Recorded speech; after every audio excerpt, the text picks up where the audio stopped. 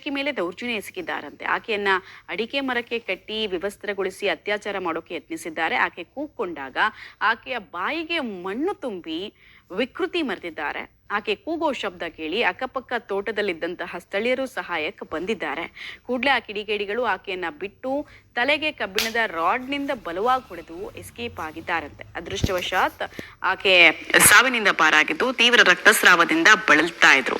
ಕೂಡಲೇ ಆಕೆಯನ್ನ ಕೊಪ್ಪ ತಾಲೂಕಿನ ಆಸ್ಪತ್ರೆಗೆ ದಾಖಲಿಸಿ ಹೆಚ್ಚಿನ ಚಿಕಿತ್ಸೆಗಾಗಿ ಶಿವಮೊಗ್ಗ ಜಿಲ್ಲೆಯ ಮೆಗಾನ್ ಆಸ್ಪತ್ರೆಗೆ ದಾಖಲಿಸಲಾಗಿದೆ. ಈ ಸಂಬಂಧ ಕೊಪ್ಪ ತಾಲೂಕಿನ ಜಯಪುರ ಪೊಲೀಸ್ ಠಾಣಾ ವ್ಯಾಪ್ತಿಯಲ್ಲಿ ಪ್ರಕರಣ ದಾಖಲಾಗಿದ್ದು ಕಿಡಿಗೇಡಿಗಳ ಬೆನ್ನತ್ತಿದ್ದಾರೆ ಪೊಲೀಸರು. ನರರೂಪದ ರಾಕ್ಷಸರ ಬಗ್ಗೆ ನಾವು ಮಾಹಿತಿ ಕೊಡ್ತಾ ಇರೋದು. ಕೆಲಸ ಹೋಗಿ ಬಂದಿದ್ರೆ ನಾನು ಇಲ್ಲಿಗೆ ಬಂದಿದ್ದೆ ಕೆಲಸ ಬಿಟ್ಟು. ಹಾಗಾಗಿ ನನಗೆ ಬೇರೆ ಎಂತ ಗೊತ್ತಿಲ್ಲ ಸರ್. ಏಟ್ ಆಗಿದೆ ಗೊತ್ತು ಹೊಡೆದಿದ್ದಾರೆ ಅಂತ ಅಷ್ಟೇ. ನಂಗೆ ಎಂತೂ ಸಹ ಗೊತ್ತಿಲ್ಲ. ನಂಗೆ ಫೋನ್ ಒಂದು ಬಂದು ಈ ಥರ ಆಗಿದೆ ಬಾ ಅಂತ ಹೇಳಿದರೆ ನಾನು ಸೀದಾ ಹಾಸ್ಪಿಟ್ಲಿಗೆ ಬಂದಿದ್ದೆ ಸರ್. ಗೊತ್ತಿಲ್ಲ ರಕ್ತ ಗಿತ್ತ ಅಂತ ಆಗ್ತಿಲ್ಲ, ಎಲ್ಲ ನಿಂತಿದೆ ಬ್ಲೀಡಿಂಗು. ಹುಷಾರಿಲ್ಲ, ಇದು ಹೊಡೆದಿದ್ದ ಹಾಕಿದ್ದಾರೆ, ಯಾರು ಹೊಡೆದಿದ್ದಾರೆ ಬಂದು ಬಾ ಹೋಗಿ ಪ್ರಾಥಮಿಕ ಶಾಲಾ ಶಿಕ್ಷಕಿ ಆಗಿದ್ದು ಮುಗಿಸ್ಕೊಂಡು ಬರ್ತಾ ಇದ್ರು.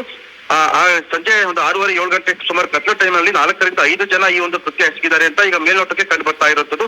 ಆದ್ರೆ ಆಕೆ ತುಂಬಾ ನಿತ್ರಾಣಗೊಂಡಿರೋದ್ರಿಂದ ಆಕೆ ಕೂಡ ಇನ್ನು ಯಾವುದೇ ರೀತಿಯಾದಂತಹ ಒಂದು ಸ್ಟೇಟ್ಮೆಂಟ್ ಕೊಡಕ್ಕೆ ಒಂದು ಪೊಲೀಸರ ಒಂದು ಮಾಹಿತಿ ಪ್ರಕಾರ ಲೋಕಲ್ ಅವರು ಗೊತ್ತಿದ್ದಂತವ್ರೆ ಈ ಒಂದು ಕೆಲಸ ಮಾಡಿರೋದು ಅಂತ ಈಗ ಮೇಲ್ನೋಟಕ್ಕೆ ಕಂಡು ಬರ್ತಿರುವಂತದ್ದು.